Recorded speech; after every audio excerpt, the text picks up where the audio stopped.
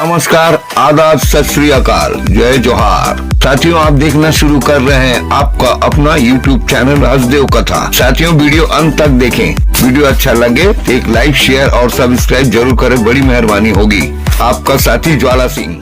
नमस्कार, आदाब, सत श्री अकाल, जय जोहार। साथियों, लाल सलाम। साथियों, आप देखना शुरू कर रहे हैं आपका अपना YouTube चैनल हसदेव कथा। साथियों, उम्मीद है आप सब ठीक ही होंगे, फैमिली भी ठीक होगी। अतः अब शुरू करते हैं भारतीय कम्युनिस्ट पार्टी की स्थापना दिवस पर एक विशेष कार्यक्रम। भारतीय कम्युनिस्ट पार्टी सीपीआई भारत की सबसे पुरानी और प्रभावशाली राजनीतिक पार्टियों में से एक है। इसकी स्थापना 26 दिसंबर 1925 को कानपुर में हुई थी। इस दिन को भारतीय राजनीतिक इतिहास में एक महत्वपूर्ण रूप में देखा जाता है, क्योंकि इसने भारतीय स्वतंत्रता संग्राम और समाजवादी विचारधारा को एक नया दृष्टिकोण प्रदान किया। आइए चलिए पार्टी की स्थापना और पृष्ठभूमि देखते हैं। भारतीय कम्युनिस्ट पार्टी की स्थापना उस समय हुई थी जब देश ब्रिटिश शासन के अधीन था। रूस में 1917 की बोल्शेविक क्रांति और साम्यवाद के प्रसार ने भारतीय स्वतंत्रता सेनानियों को प्रेरित किया। इस प्रभाव के तहत कई भारतीय नेता और विचारक साम्यवाद और समाजवादी विचारधारा की ओर आकर्षित हुए। कानपुर में आयोजित सम्मेलन में कई प्रमुख नेता जैसे सत्यभक्त, एम.एन. राय, एस.ए. डांगे, श्रीपद अमृत डांगे और पी.सी. जोशी उपस्थित रहे। इस सम्मेलन के बाद पार्टी ने अपने विचारों और कार्यक्रमों के माध्यम से मजदूर वर्ग, किसान और आम जनता के बीच अपनी जड़ें मजबूत की। आइए चलिए जानते हैं पार्टी के उद्देश्य और विचारधारा। भारतीय कम्युनिस्ट पार्टी का मुख्य उद्देश्य समाज में आर्थिक समानता स्थापित करना, श्रमिकों और किसानों के अधिकारों की रक्षा करना और शोषण मुक्त समाज का निर्माण करना था। पार्टी ने समाजवादी अर्थव्यवस्था को बढ़ावा दिया, सामंतवाद, पूंजीवाद और उपनिवेशवाद का विरोध किया। आइए चलिए जानते हैं स्वतंत्रता संग्राम में भूमिका। हालांकि भारतीय कम्युनिस्ट पार्टी का मुख्य लक्ष्य समाजवादी क्रांति था, लेकिन उसने भारतीय स्वतंत्रता संग्राम में भी सक्रिय भूमिका निभाई। पार्टी ने ब्रिटिश हुकूमत के खिलाफ श्रमिक और किसान आंदोलन को संगठित किया। 1942 के भारत छोड़ो आंदोलन में भी पार्टी के कार्यकर्ताओं ने हिस्सा लिया। आइए चलिए जानते हैं स्वतंत्रता के बाद भारतीय कम्युनिस्ट पार्टी की भूमिका। स्वतंत्रता के बाद भारतीय कम्युनिस्ट पार्टी ने भारत में लोकतांत्रिक व्यवस्था के तहत समाजवाद को बढ़ावा देने के लिए काम किया। पार्टी ने मजदूर संघों, किसान संगठनों और विभिन्न सामाजिक आंदोलनों में अपनी सक्रियता बनाए रखी। हालांकि समय के साथ पार्टी को विभाजन और चुनौतियों का सामना करना पड़ा, लेकिन इसका योगदान भारतीय राजनीति और सामाजिक आंदोलन में अमूल्य रहा। आज के परिप्रेक्ष्य में भारतीय कम्युनिस्ट पार्टी वर्तमान समय में भारतीय कम्युनिस्ट पार्टी को राजनीतिक प्रतिस्पर्धा और बदलते सामाजिक आर्थिक परिदृश्य में चुनौतियों का सामना करना पड़ रहा है।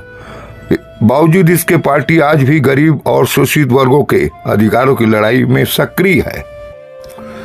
भारतीय कम्युनिस्ट पार्टी का स्थापना दिवस केवल भारतीय राजनीतिक इतिहास में एक महत्वपूर्ण दिन है, बल्कि यह समाजवाद, समानता और न्याय की दिशा में किए गए प्रयासों का प्रतीक भी है। यह दिन हमें यह याद दिलाता है कि एक बेहतर समाज के निर्माण के लिए संघर्ष, एकता और समर्पण की इतनी आवश्यकता है। साथियों, वीडियो अच्छा लगा हो तो एक लाइक, एक शेयर और सब्सक्राइब करें, ताकि मेरे इस वीडियो को रीच यूट्यूब का एल्गोरिदम दे, ताकि दूर दूर तक की वीडियो पहुंचे, जन जन तक की प्रचार प्रसार पहुंचे। अतः आपका एक लाइक, एक शेयर, एक सब्सक्राइब मेरे लिए वरदान साबित होता है। अतः आप सभी साथियों से निवेदन है, थोड़ी सी मेहरबानी कर इस चैनल को आगे बढ़ाने में मेरी मदद करें। भारतीय कम्युनिस्ट पार्टी सीपीआई ने स्वतंत्रता के बाद भारत के सामाजिक, राजनीतिक और आर्थिक विकास में महत्वपूर्ण योगदान दिया। पार्टी ने विभिन्न मोर्चों पर अपनी उपस्थिति दर्ज कराई और मजदूरों, किसानों और शोषित वर्गों के अधिकारों के लिए संघर्ष किया। यहाँ भारतीय कम्युनिस्ट पार्टी की आज़ादी के बाद की कुछ प्रमुख उपलब्धियां सुनाता हूँ। भूमि सुधार आंदोलन। सीपीआई ने स्वतंत्रता के बाद किसानों और भूमिहीन मजदूरों के अधिकारों के लिए व्यापक आंदोलन चलाए। पार्टी ने सामंतवाद जमींदारी प्रथा को खत्म करने के लिए भूमि सुधार कानून लागू करने की मांग की। केरल और पश्चिम बंगाल जैसे राज्यों में सीपीआई द्वारा समर्थित सरकारों ने सफलतापूर्वक भूमि सुधार लागू किए। मजदूर आंदोलन। पार्टी ने श्रमिक वर्ग के अधिकारों के लिए कई आंदोलन किए। औद्योगिक मजदूरों के लिए बेहतर वेतन, काम करने की स्थिति और श्रम कानून लागू करवाने में सीपीआई ने अहम भूमिका निभाई। पार्टी के समर्थन से भारतीय ट्रेड यूनियन आंदोलन मजबूत हुआ। आइए चलिए जानते हैं केरल में पहली लोकतांत्रिक सरकार। 1957 में भारतीय कम्युनिस्ट पार्टी ने केरल में पहली बार एक लोकतांत्रिक सरकार बनाई। यह दुनिया में पहला मौका था जब एक कम्युनिस्ट पार्टी ने लोकतांत्रिक चुनावों के माध्यम से सरकार बनाई। इस सरकार ने भूमि सुधार, शिक्षा सुधार और स्वास्थ्य सेवाओं में कई क्रांतिकारी कदम उठाए। आइए चलिए जानते हैं सांप्रदायिकता और सामाजिक न्याय के खिलाफ संघर्ष। सीपीआई ने स्वतंत्रता के बाद सांप्रदायिकता, जातिवाद और अन्य सामाजिक बुराइयों के खिलाफ संघर्ष किया। पार्टी ने धर्मनिरपेक्षता और सामाजिक न्याय को बढ़ावा देने के लिए काम किया। शिक्षा और स्वास्थ्य क्षेत्र में योगदान। सीपीआई समर्थित सरकारों ने शिक्षा और स्वास्थ्य को प्राथमिकता दी। केरल में साक्षरता दर बढ़ाने और सार्वजनिक स्वास्थ्य सेवाओं को सुधारने में पार्टी का बड़ा योगदान रहा। अंतर्राष्ट्रीय आंदोलनों का समर्थन। सीपीआई ने भारत को गुटनिरपेक्ष आंदोलन का हिस्सा बनाने और शीत युद्ध के दौरान एक स्वतंत्र नीति अपनाने के लिए समर्थन किया। पार्टी ने साम्राज्यवाद और उपनिवेशवाद के खिलाफ वैश्विक संघर्षों का समर्थन किया। लोकतांत्रिक व्यवस्था को मजबूत करना। हालांकि पार्टी का मुख्य उद्देश्य समाजवादी व्यवस्था लाना था, लेकिन सीपीआई ने लोकतांत्रिक प्रक्रिया का पालन किया। यह पार्टी चुनावी राजनीति का हिस्सा बनी और संसद तथा राज्य विधानसभाओं में अपनी आवाज उठाई। सामाजिक आंदोलन में सक्रिय भूमिका। सीपीआई ने महिलाओं, दलितों और आदिवासियों के अधिकारों के लिए कई सामाजिक आंदोलन का नेतृत्व किया। पार्टी ने महिलाओं के लिए समान अधिकार, शिक्षा और रोजगार के अवसरों की मांग की।